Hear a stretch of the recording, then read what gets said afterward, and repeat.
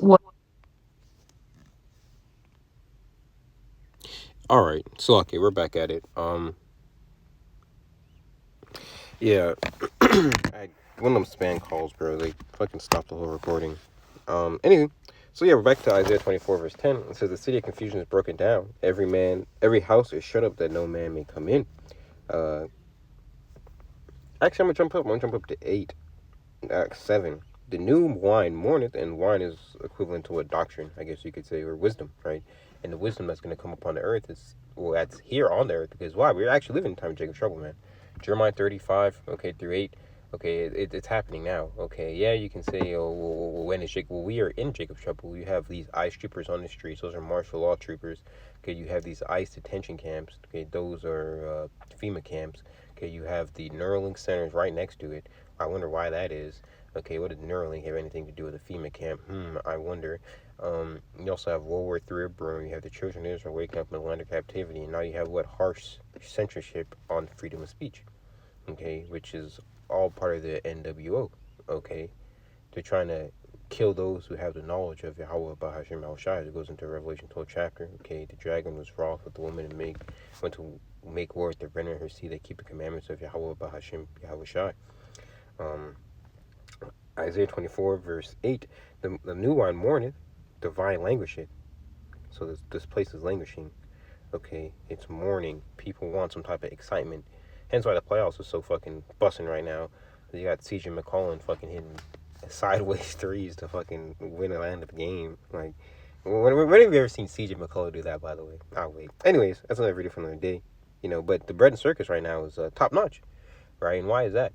Because Esau has to distract his people because they fucking go to work, come home, might hit a second job, a third job, and then they're just fucking crying. Say, what do? They relax. They might drink some yayan or some beer, and then they're sitting staring at the fucking computer screen, or they're sitting staring at the damn TV screen. That's the Babylonian life. The rat race is being exposed. People are finally starting to figure out that they're fucking slaves, man. Okay, the mirth of the tabret ceaseth, the noise of them that rejoiceth endeth, the joy of the harp ceaseth. They shall not drink wine with the song, strong drink shall be bitter to them that drink it. So the system, it's scripture going to Revelations, was at the 18th chapter. Once again, bear with me. I just got the sword.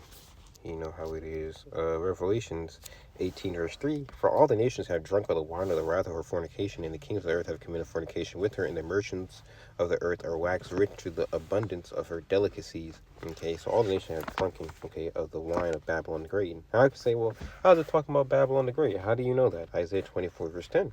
The city of confusion is broken down. Well, and once again, okay, Babylon the Great is what, the word Babylon means what, Babal in the Hebrew, which is confusion by mixing. Okay, which America is a conglomerate. All these nations put into one. All these ancient nations put into one. Egypt, Syria.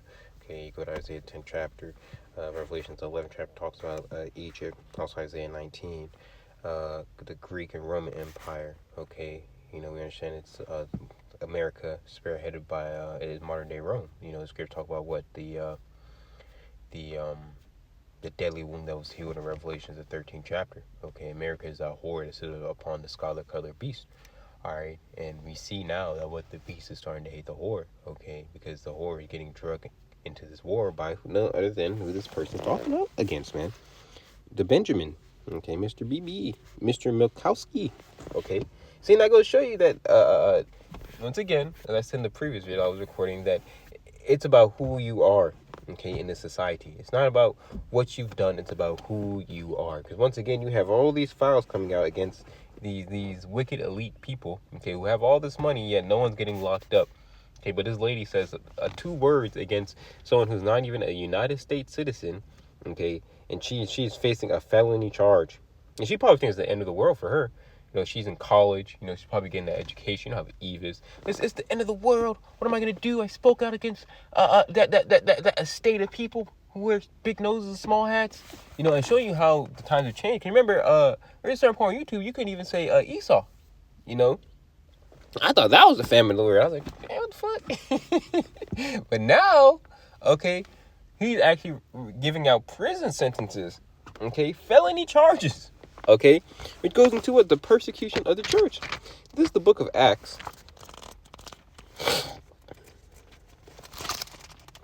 This is the book of Acts. Let me say like Acts 8 maybe. Grab it.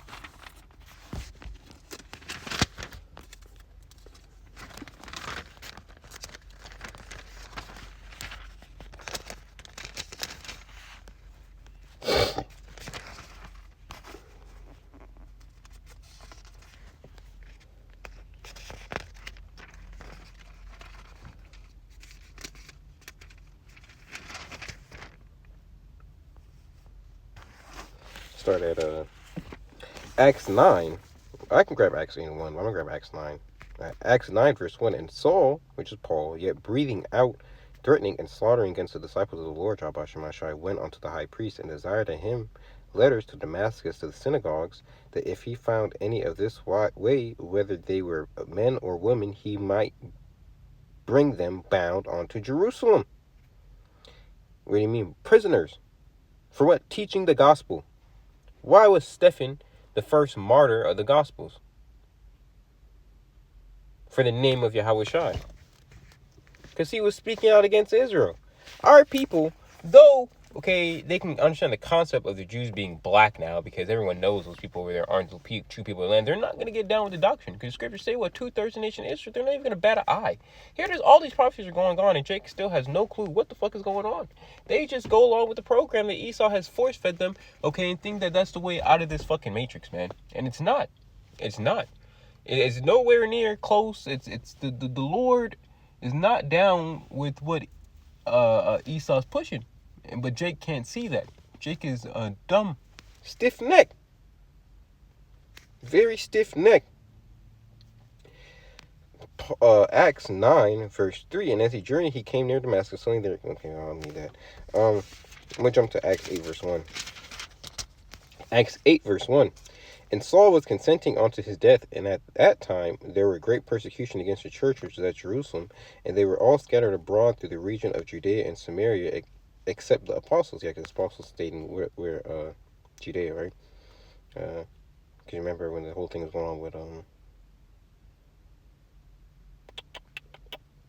Peter, right? He was acting fresh with the Gentiles, you know. I believe they went to, dealing with the circumcision, right? Dealing with the circumcision, they went to Judea. And devout men carried Stephen to his burial and made great lamentation over him. Yeah, because what just happened? Remember, they stoned Stephen for speaking out against the gospel. Now, this is just a small thing, but we understand what we're living in the time of Acts, which I just did a video. It was a Sunday. I said, what? The men of the Lord are about to get that power. And it's all going to come through with the persecution of the prophets. You see, great persecution is going to happen, okay, toward the men of the Heavenly Father. There's a book of Revelations 2 verse 10. Fear none of those things which thou shalt suffer. Behold, the devil shall cast some of you into prison that ye may be tried. Is this fucking bitch? She's just a fucking random. The random scrandom. This is really a message to the prophets. But Esau just did. But you got to look deeper into it, because Esau don't care about any of these fucking people out here. He only cares about those who have the testimony of YAHAWASHI. That's all he cares about. That's all you should honestly care about as a member of the truth. Okay? You proclaim yourself to have the wisdom, knowledge, and understanding of YAHAWASHI. You should only care about those who have the testimony of YAHAWASHI. There's only people who can make it out of here. Keep it a buck. Revelation 2 verse 10. Fear none of those things which thou shalt suffer. Behold, the devil shall cast you into prison that ye may be tried, and ye shall have tribulation 10 days. Be thou faithful unto death, and I will give thee a crown of life. A crown of life. He that have ears to hear, let him hear. With the Spirit saith unto the churches, he that overcomes shall not be hurt of the second death. Yeah, second death is what? Fire. Okay? And 10 days is just a number of days. Okay? It says thou shalt be have tribulation 10 days. And you gotta imagine, Esau's not gonna put us with the regular common person, man. We're gonna be in them fucking prisons, 23-hour lockdown, 1 hour free. If we get that. And that 1 hour free, you're gonna be by yourself. He's not going to put you with other people, because he understands the power of what we're speaking. And if he does slip up, he does put you somewhere, okay? It's not Alcatraz. It's not alligator Alcatraz. Which, you know, who knows? Hey, some brothers might go to alligator Alcatraz. You know? He opened it up for a reason. You know? Some brothers might end up at Alligator Alcatraz. In the midst of Florida. Crocodiles surrounding you. But they make a perfect line, so you're stepping on their back out of the water into the main road and you escape. These are the things that are about to start happening here upon the planet Earth through the names of Yahawah, BAHASHAM, YAHAWASHI, man. Do you understand the words that are coming from my mouth? Anyways, Revelation 10. So Revelation 12 and 12. It says, therefore rejoice ye heavens, and ye that dwell in them. Woe to the heavens and the earth and of the sea, for the devil is come down unto you, having great wrath, because he knoweth he have but a short time. And this man, let me make sure I'm still recording. This man knows he has a short fucking time, man. Okay? He knows that his time on the earth is minuscule. Okay? Slim to none. He's getting exposed at an all-time high. Okay? He's found out that the things that Esau have been searched up by, but through how? This gospel, the testimony of Yahawashi. So let me jump down to the point. Revelations 12, verse 17. And the dragon was wroth with the woman to make war with the remnant of her seed, which keep the commandments of the Most High and have the testimony of Yahawashi. This nigga is about to fucking slay utterly both old and young. But it's all through the will of Yahawah, BAHASHAM, YAHAWASHI. Keep in mind, why? Because he's that red horse. And power is given unto him. And the Lord's going to take that power, okay, back when Yahawashi gets, crack some clouds, okay? Read that Revelation 6, verse 4. And there went out another horse that was red, the biblical Edomite, right? And power is given to him that sat thereon to take peace from the earth. And they should kill one another, and there is given unto him a great sword. So a great sword is about to be manifested here upon the planet. Well, it is manifested here on the planet Earth, and it's being refurbished, right? Scripture say what the sword is sharpened. Okay, it's going to make a sore slaughter. A sore slaughter on who? On the inhabitants of the earth. Okay? On those, okay, who don't bow down to this new world order, but those who have been putting... This is the book of Ezekiel 21. Verse 8, again the word of the Lord Yahawah came unto me, saying, Son of man, prophesy and say, Thus saith the Lord Yahawah, say, a sword is sharpened, also refurbished. It is sharpened to make a sore slaughter. It is furbished that it may glitter. Should we then make mirth? Are you going to make mirth? Are you going to laugh when this nigga is fucking slaughtering billions and billions of people here upon planet Earth because they're not able to take the chip? Okay, because they're not bowing down to the newer order. Okay, when society is collapsing, fucking trees are overgrown. Okay, the side of buildings look like goddamn vineyards. All right, there's 2 to 3 people in a small town. In a large city, there's only 2, maybe 5 or 10. Okay, are you gonna? Is there something to laugh about then? Okay, this is the time we're coming into. All right, it all starts with the persecution, because when the Lord takes us off the streets, that means that mercy's done. Good luck. Good luck, everybody else. Good luck. All right. There's no such thing as luck, but just the same figure of speech. It is sharpened to make a sore slaughter. What was that in Star Wars? May the force be with you. May the spirit be with you. Right? Anyways, it is sharpened to make a sore slaughter. It is refurbished that it may glitter. Should we then make mirth? It condemneth the rod of my son as every tree. And he giveth it to be furbished that it may be handled. This sword is sharpened, and it may furbish to give it into the hand of the slayer. Who is the slayer? Okay, as Ezekiel is writing this, Ezekiel is in Babylon, right? Right? And he's writing it to those, letters back and forth to those who are living in Jerusalem, right? He was taken captive to Babylon, and he's writing letters back and forth to Jerusalem, right? Because remember, you had those saying how, the Lord's not going to keep him in Babylon for 70 years and so on and so forth, right? But the Lord said, no, I'm about to sharpen the sword. And Esau's a modern-day Babylonian. Crying, how, son of man, for it shall be upon my people, the sword. Part of this man's sword is what his laws and legislations, and I'll grab that. It shall be upon the princes of Israel. Terrors by reason of the sword shall be upon my people. Smite therefore upon thy thigh, because it is a trial. And what if the sword condemneth even the rod? It shall be no more, saith the Lord Yahawah. Yeah, because the Lord's going to kill everyone. slay utterly both old and young, both maid and children. Right, children gonna die too. Okay. Isaiah 10 verse 1. Woe unto them that decree and righteous decrees and right grievousness which they have prescribed. That word agrees. There's imal, right, which goes into labor, toil, or trouble. Right. So he can bring forth a time of trouble through his laws. Once again, this lady probably wrote 10 letters, or sorry, 10 words on Benjamin B.B. Milkowski, okay? And she's facing felony charges. Just insane. Insane.